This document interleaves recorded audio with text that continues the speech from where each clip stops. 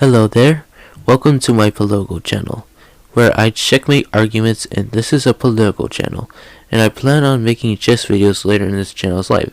So my first video I'll be responding to is Robert Reich's 12 myths about taxing the rich video. Here we go. Myth. A top marginal tax rate applies to all of a person's total income or wealth. Why aren't you giving 70% of your income to the government? You could. You're going to tax 70% of your paycheck. Wrong. It would only apply to dollars in excess of a certain level. The 70% income tax rate proposed by Congresswoman Alexandria Ocasio-Cortez would apply only to dollars in excess of $10 million a year. The 2% wealth tax proposed by Elizabeth Warren would apply only to wealth in excess of $50 million. Myth.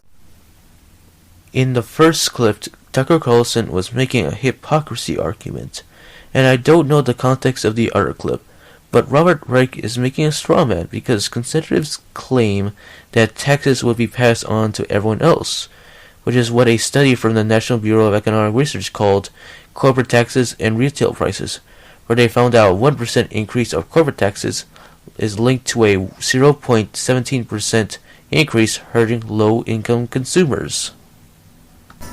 Raising taxes on the rich is a far-left idea. She wants to radically tax the rich. Taxing rich people, that's an old saw from the left. Baloney. 70% of Americans, including 54% of Republicans, support raising taxes on families making more than $10 million a year. And expecting the rich to pay their fair share is a traditional American idea. From 1930 to 1980, the average top marginal income tax rate was 78%. From 1951 to 1963, it exceeded 90%. Again, only on dollars in excess of a very high threshold. Even considering all deductions and tax credits, the very rich paid over half of their top incomes in taxes. Myth.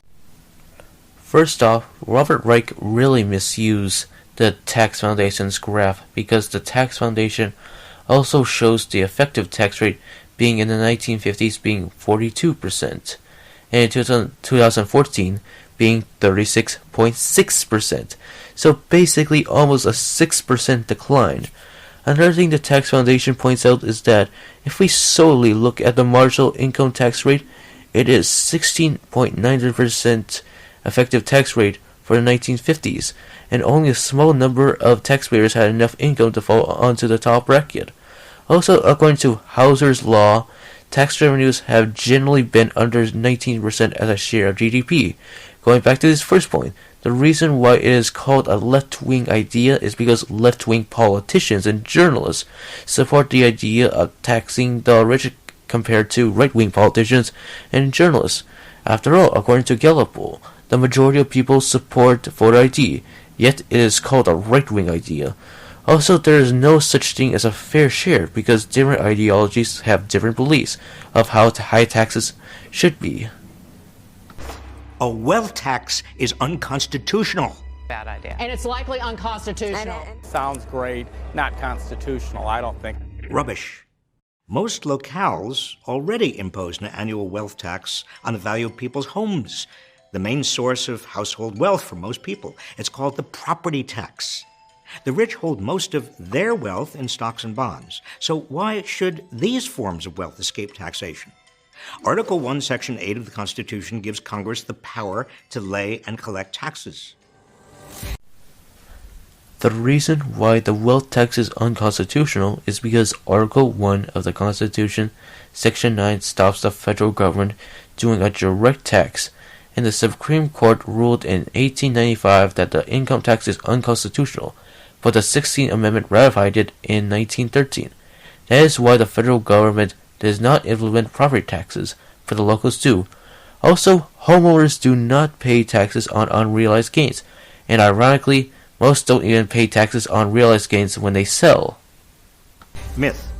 When taxes on the rich are cut, they invest more and everyone benefits. When taxes on the rich are increased, economic growth slows.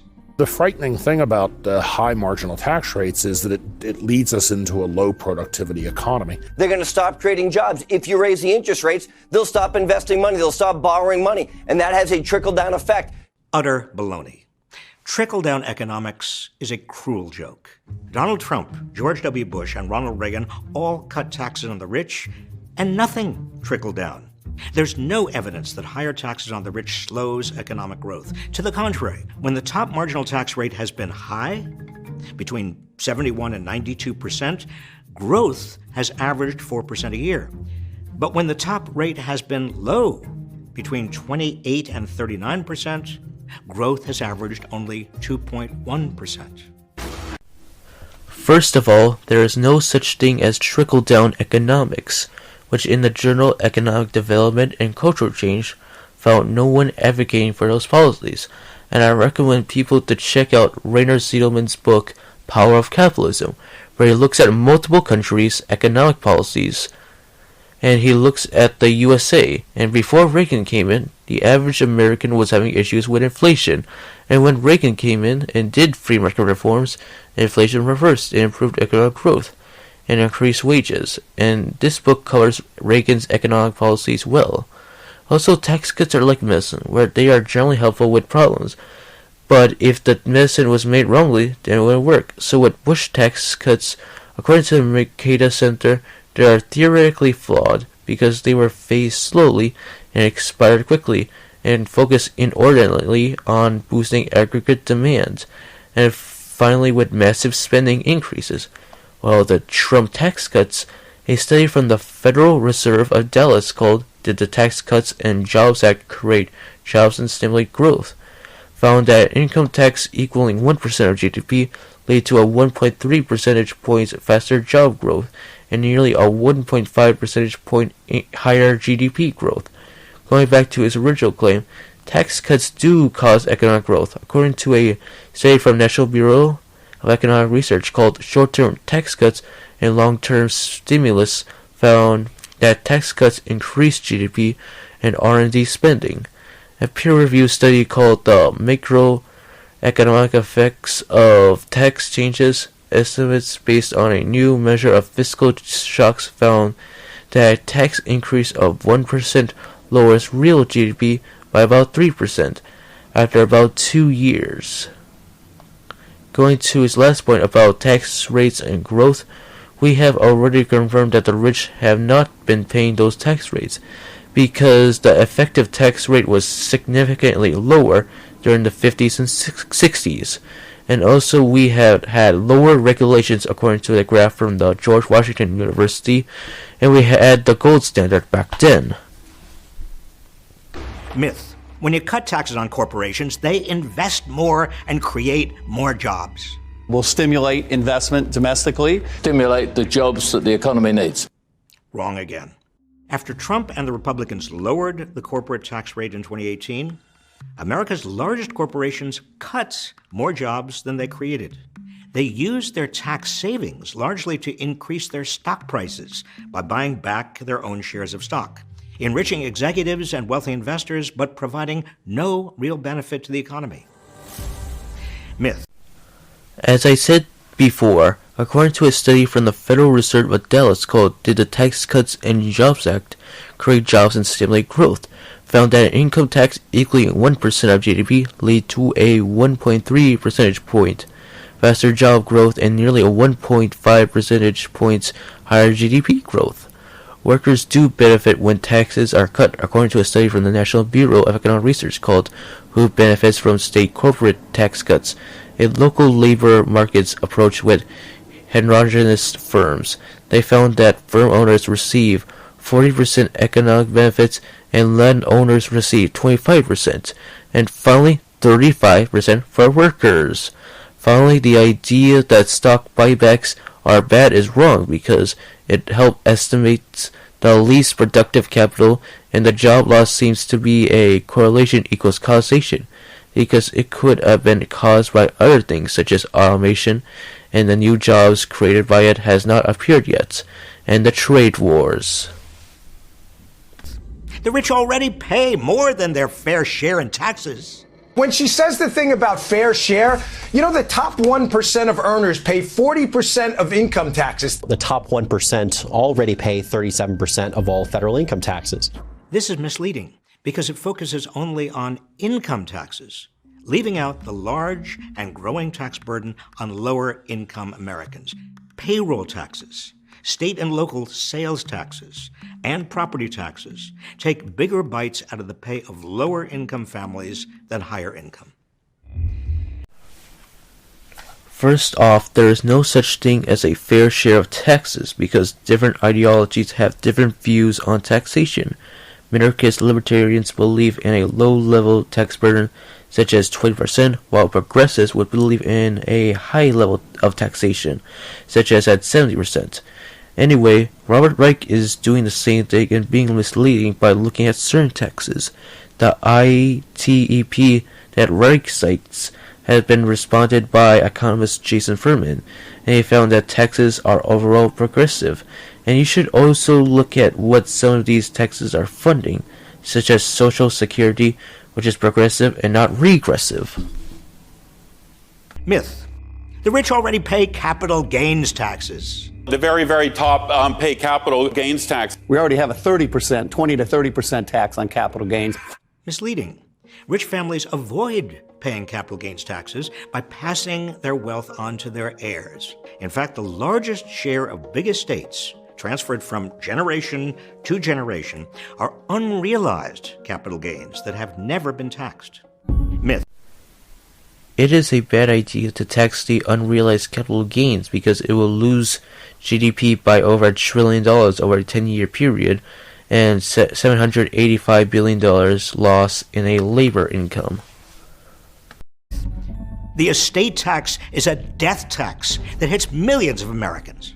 Does death trigger another grab from the government? It's so un-American, it just turns my stomach. She wants another bite at the apple. And when you die, even another bite at the apple, 40% worth. Baloney. The current estate tax, which only applies to assets in excess of $11 million or $22 million for couples, affects fewer than 2,000 families. Myth. It does not matter if the tax affects a couple of people. It is still a bad tax because it hurts growth by costing 18,000 jobs and $46 billion over 10 years, according to the Heritage Foundation, and is immoral because it makes a die broke mentality. If taxes are raised on the wealthy, they will find ways to evade them, so very little money is going to be raised.